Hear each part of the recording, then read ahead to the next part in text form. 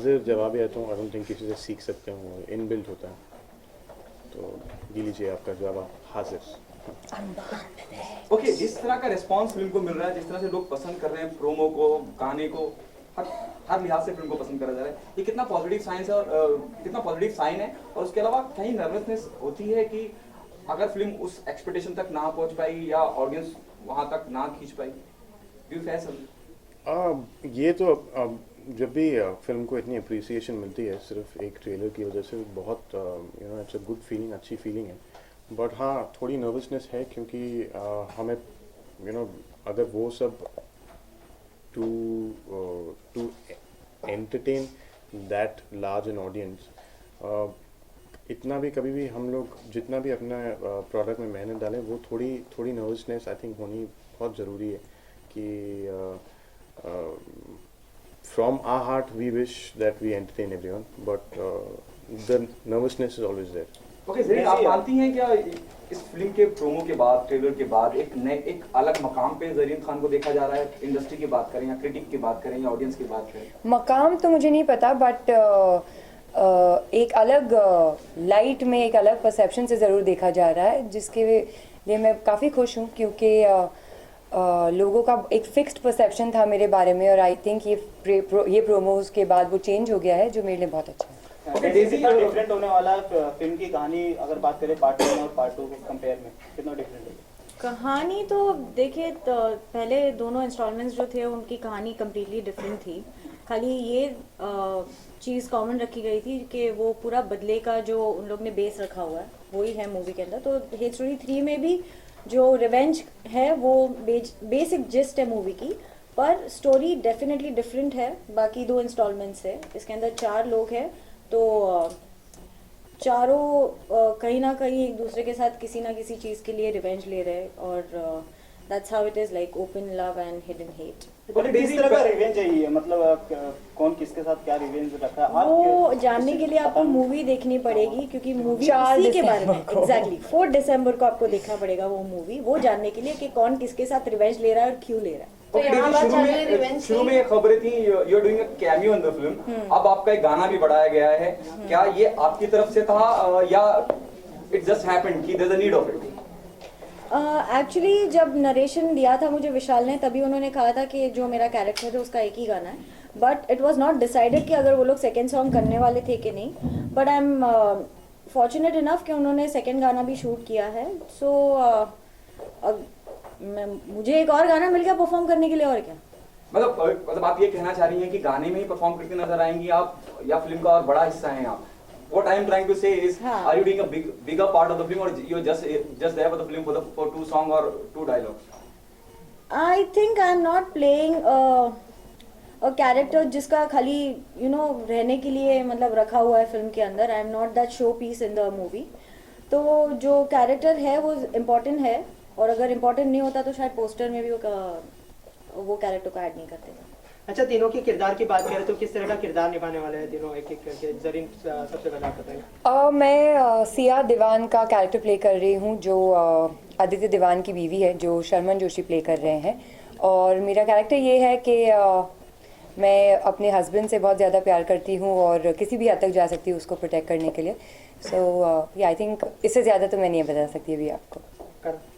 मेरा character negative. Character के बारे में थोड़ा कुछ बताइए, किरदार का नाम क्या है और कैसे? सौरभ सिंघानी है उसका नाम, और काफ़ी नेगेटिव कैरेक्टर है, बहुत शेड्स हैं, और बाकी सब आपको फिल्म देखकर पता चल जाएगा। Daisy, what about you?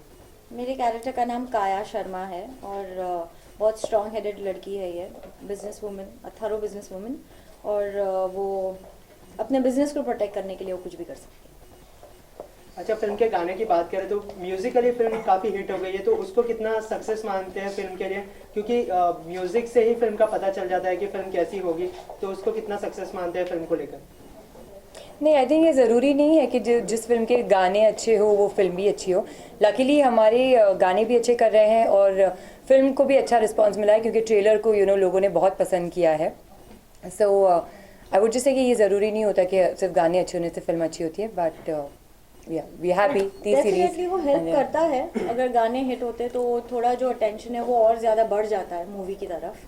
तो वी आर हैप्पी कि ट्रेलर को जितना प्यार मिला है उतना ही प्यार उन लोग ने सॉन्ग्स को भी दिया है, उतना ही पसंद किया गया है लोगों से.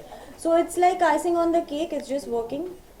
बात करें फिल्म की रिजल्ट की, हिट स्टोरी 1 और हिट स्टोरी 2 सक्सेस हुई थी और इसके गाने और ट्रेलर काफ़ी ज़्यादा सक्सेस हो चुकी. तो क्या आप सभी अपने आप को सिक्योर मान रहे हैं कि अब फिल्म अच्छी जाएगी, रिजल्ट अच्छा मतलब कोई आएगा? प्रेशर है आई थिंक रिलीज होने तक यू नेवर नो कि फिल्म का फेट क्या है. अभी जिस तरीके का रिस्पांस मिला है हमारी फिल्म को उससे तो काफ़ी खुशी है और पॉजिटिव फीलिंग आ रही है.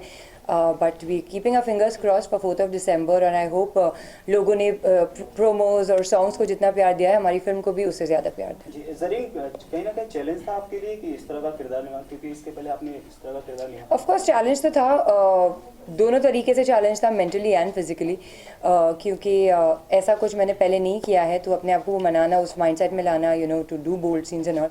और फिर जब आप बोल्ड सीन्स करने का डिसीजन लेते हो तो your body has to look right. तो a lot of physical preparation goes in that. तो काफ़ी preparation हुई थी. बात करें हम आपके मेंटोर की, आपके मेंटोर भी सलमान खान रह चुके हैं, डेजी के भी मेंटोर सलमान खान रह चुके हैं.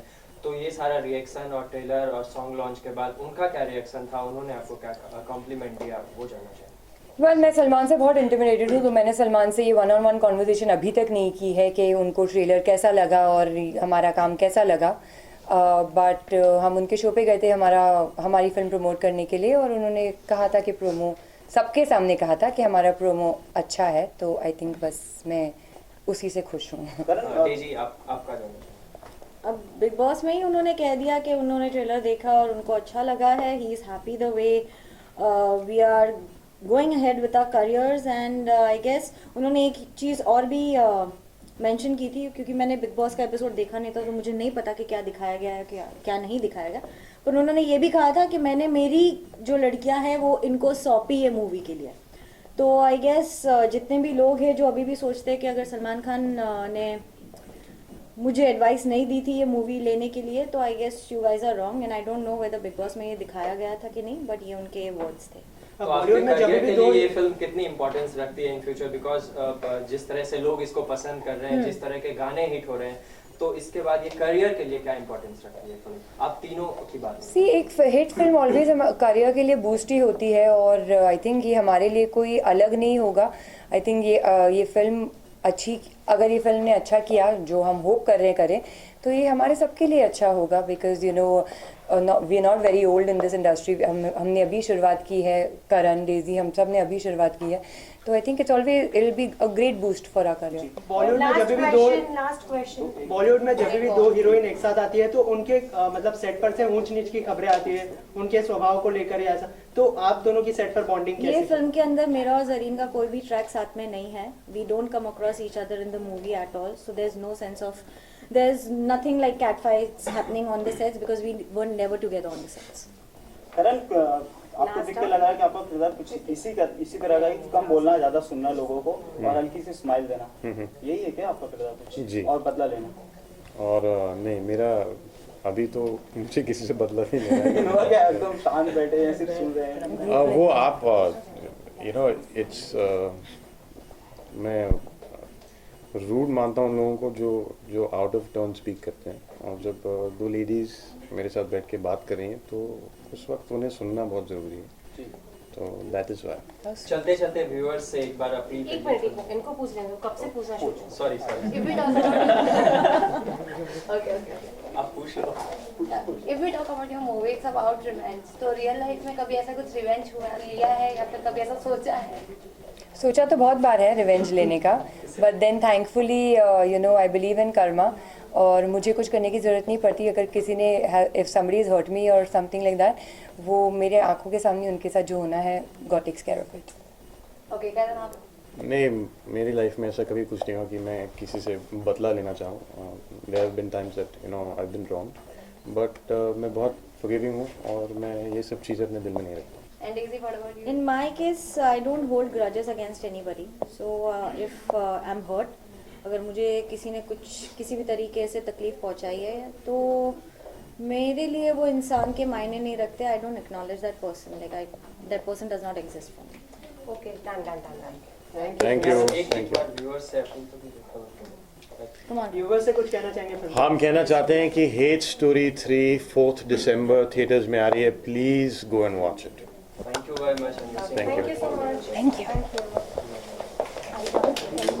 यू। से शूट करो सर। यहाँ पे